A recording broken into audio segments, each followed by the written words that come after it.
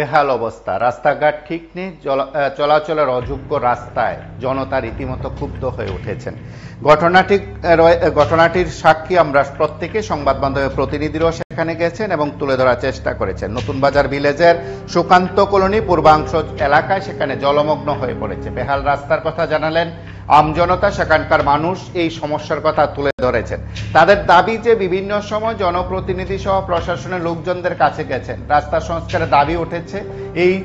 এই সময়ের মধ্যে বলা যেতে পারে বর্ষা মৌসুমের সময়ে সেখানে জল জমে যাওয়া রাস্তাঘাট দিয়ে যাতায়াত করা এক প্রকার বন্ধ হয়ে পড়েছে। আমজনতা যেন গৃহবন্দী হয়ে পড়েছেন। আমরা একবার জনগণের কথা শুনি, যারা সংবাদ মাধ্যমের মুখোমুখি হয়ে তারা তাদের প্রতিক্রিয়া ব্যক্ত করেছেন।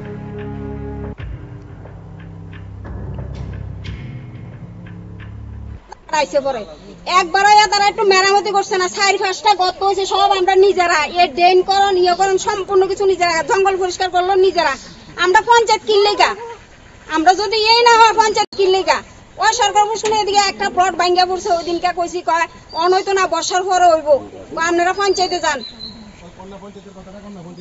পঞ্চায়েতে যাও না কথা কইছে। পঞ্চায়েত সেক্রেটারি মন্ডলের কথা টাকা শেষ 10, তাইলে আমরা কি করি? আমরা ঘর করি, দোয়ার করি, একটা সাল আনতে গেলে আমরা রিস্কা নাই, রিস্কা আইয়ে না, সবাই একবার মাথাত করে আমরা আনতে হয়, পুরা দুইটা শেষ করিয়া।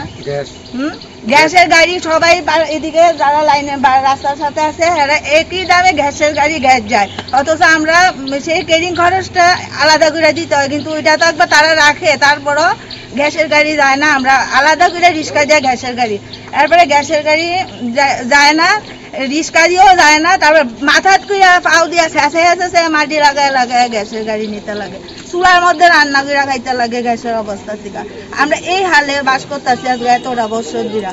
আগে তো মোটামুটি ভাবে জল ওইদিকে সইয়া দিত গা, এখন তো সবাই মোটামুটি জায়গা টাকা কিনা বাড়ি ভরাট টরাট করছে, এখন তো একটা বেহাল অবস্থা আছি, মনে হয় যে আমরা কোন আদিমকালের যুগে বাস।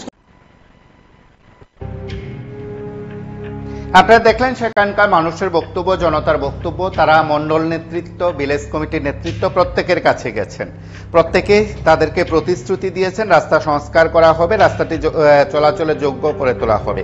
সেদিক থেকে অভিযোগ কথা রাখছেন না। বেহাল অবস্থায় রীতিমতো ক্ষুব্ধ জনতা আজ তাদের অভিযোগের কথা শোনালেন এবং তারা এও বলছেন যে বিভিন্ন সময় যখন তারা বিষয়গুলো উত্থাপন করেছেন, বাড়িঘরে সমস্যা হচ্ছে, আসা যাওয়া সম্ভব হচ্ছে না, গ্যাস সিলিন্ডার নিয়ে আসতে পারছেন না, সেখানকার যাতায়াত ব্যবস্থা খারাপ হয়, রোগী পরিজনদের নিয়ে গিয়ে হাসপাতালে নেওয়া খুব সমস্যা হয়েছে, স্কুল পড়ুয়াদের প্রতিদিন দুর্ভোগ পোহাতে হচ্ছে, ছেলে মেয়েদের স্কুলে পাঠানো এক প্রকার দুর্বিষহ অবস্থার সম্মুখীন। এলাকাবাসী বলছেন যে তাদেরকে যে কথা দেওয়া হয়েছে, নেতারা যে কথা দিয়েছেন সে কথা রাখা হচ্ছে না। সেদিক থেকে সেই এলাকার মানুষ যখন সংবাদ মাধ্যমের মুখোমুখি হলেন, কথা বললেন, নতুন বাজার ভিলেজের সুকান্ত কলোনি এলাকার মানুষ তারা এক প্রকার গৃহবন্দী অবস্থায় রয়েছেন। সেখানে জল জমে গেছে এবং এই বর্ষা মৌসুমে বলা যেতে পারে সেখানকার মানুষের দুর্ভোগ কতটা সেটা বোধহয় তাদের কথাতে স্পষ্ট।